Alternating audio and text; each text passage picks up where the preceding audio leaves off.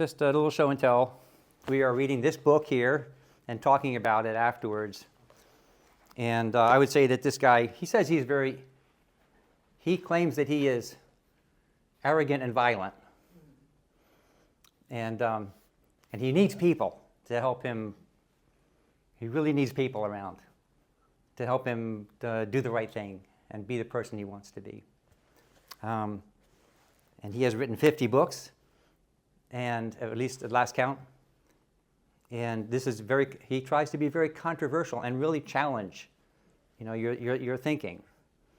And I think the impression that we're getting, the people who are talking about it and reading it, is complicated. His thinking is complicated. Sometimes it seems a little contradictory.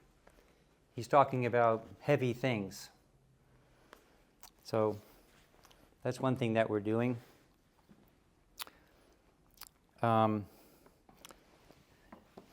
Something else that I see happening, kind of a trend. Well, of course, the world is a difficult place right now. We all agree on that. I don't need to make a list, right?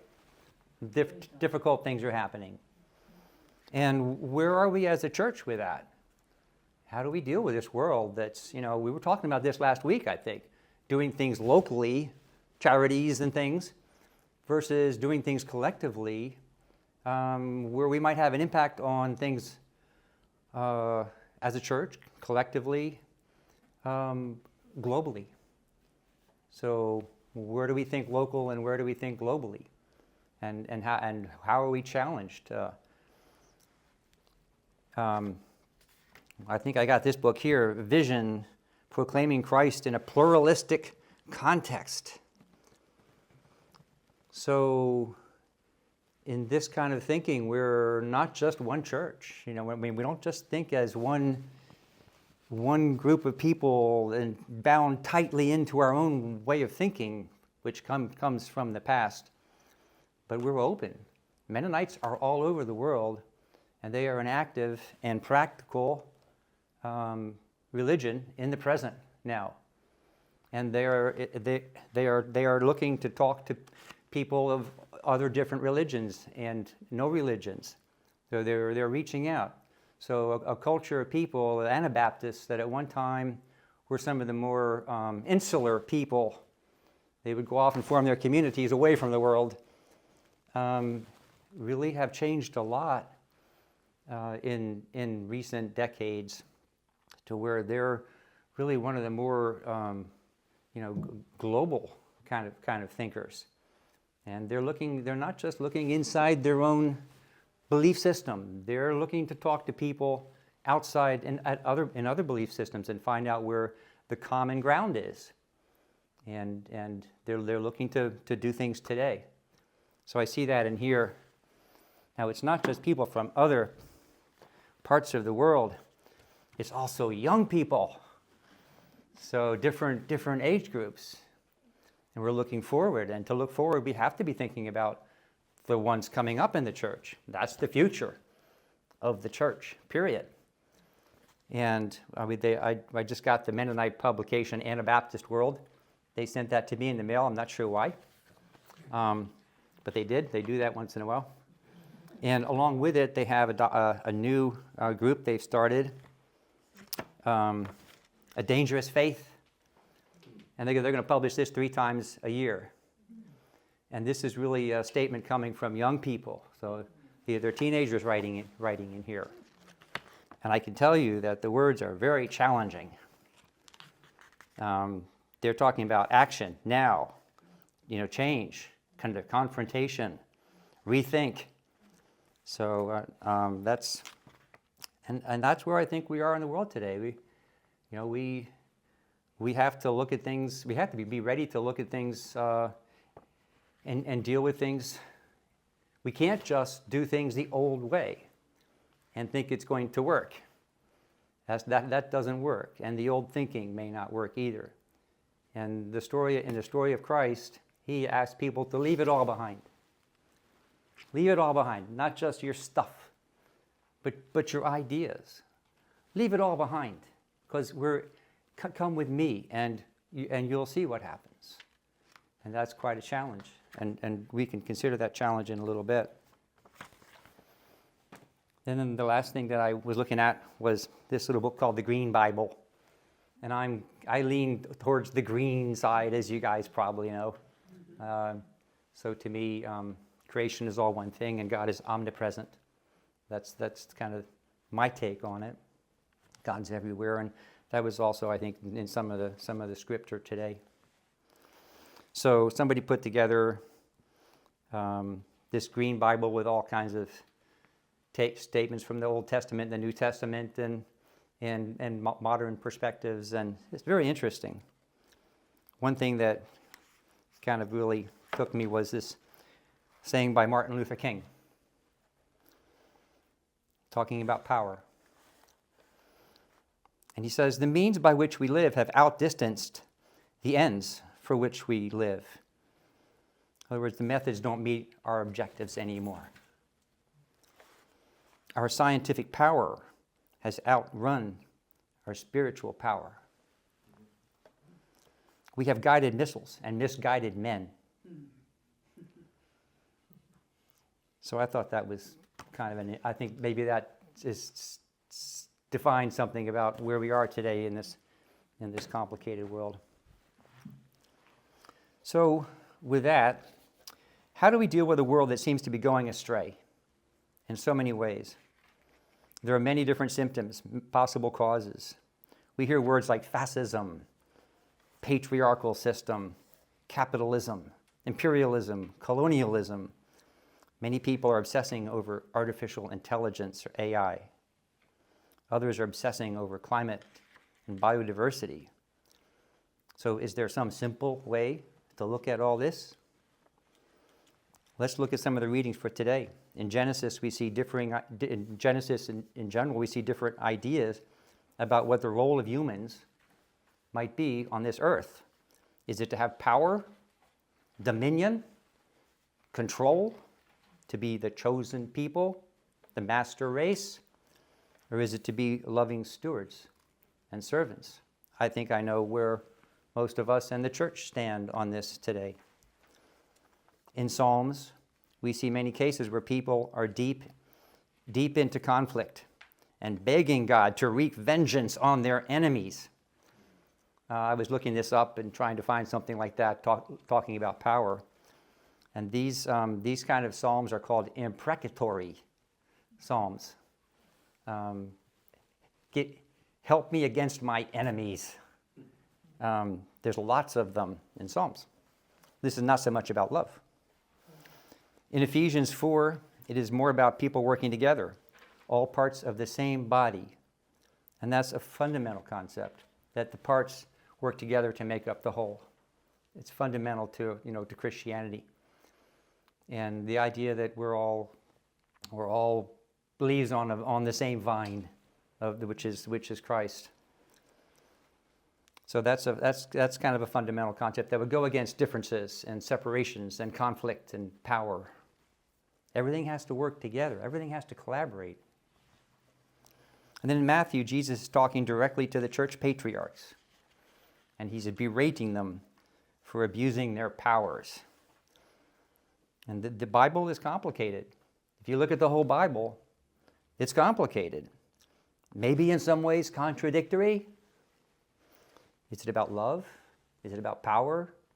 Is it about both? It's complicated. So it helps me to focus on the life and the works of Jesus. And I saw this one other thing. I was wondering where Thomas Jefferson was in this. He wrote something called the Jefferson Bible. And it's just basically his story recounting what happened, just what Jesus did, what he said. That's it. No interpretation, nothing. And I'm not sure if is this a kind of one of the current fads now to kind of focus just on the New Testament, or just on, I think there's a name for that, but I lost it. So it's about a focus thing. I got a little lost there. Okay. So prophets like Jesus and Isaiah were acting in the here and now. And they were advocating for radical and shocking changes. They were not looking backwards to older ways and conceptions. Jesus was breaking the mold. And I'm suggesting as an exercise that we focus on the basic story itself. What happened and how it happened. Not just the way it was exported and packaged over the millennia. The story of Jesus may go to the heart of the issues that we are facing today. How to deal with addictions and corruptions in our own system and culture. What can that story tell us about how to manage those problems? Personally, I think that the basic message of this, in the story of Jesus is one of love versus power. And it goes to extremes to illustrate and completely negate power. So that's a radical thing to say. And because power is a big part of our lives and our culture. I think we all know the basic story. Throughout his short life, Jesus confronts power in many different forms. And in the end, leading to the crucifixion, his focus is on the power and abuses of certain Jewish religious leaders, the scribes and the Pharisees. I guess these were the thought leaders of the times. And what exactly is Jesus accusing them of? And I posed this question to our previous pastor, James, and he said of being hypocrites, David. And what Jesus is saying, you are saying the right things, but you are not doing the things you are saying. When we can have all the right words, that we say as a people, but doing them actually is a different story.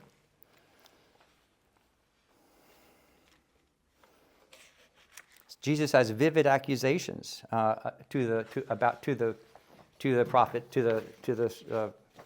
Pharisees and the scribes, but it gets complicated if you read them to try to understand exactly what he's saying. He's very angry, you can tell that, but it's hard to see. I actually got a pretty good answer when I went to AI to get a summary on this. It worked for me. Now, whether it was correct or not, I don't know. Well, that's the problem. I don't know. But, it kind of summarized something that was difficult. How do these leaders seek to maintain power and control against all common sense? How can we apply these criticisms of Jesus to our own thought leaders today? Politicians, media managers, corporate leaders, AI and its programmers. How do these leaders seek to maintain power and control against all common sense as our world, our creation, is coming apart at the seams? And how could we collaborate, adapt, evolve, change to keep things working? We are in some ways a culture that is addicted to wanting and having, to power and conflict. We have become more and more powerful, collectively and individually, but at great expense to ourselves, to others, and to nature or creation. Jesus asks his disciples to give it all up, all of it, and come with him. Jesus shows in vivid terms how we can rely on nature to provide for us, whether in bountiful fish from the sea or loaves of bread or wine from the orchards. If we can be good stewards, then nature is bountiful in giving. And he shows how we can and must rely on each other by his example. Most significantly, he states in vivid terms that when we gather together, he will be with us. In our gathering, and in the bread and food and wine and maybe coffee, the essence of God is with us, a God of the present and now and not the past. Is that radical? How relevant is the idea of giving it all up and coming with me?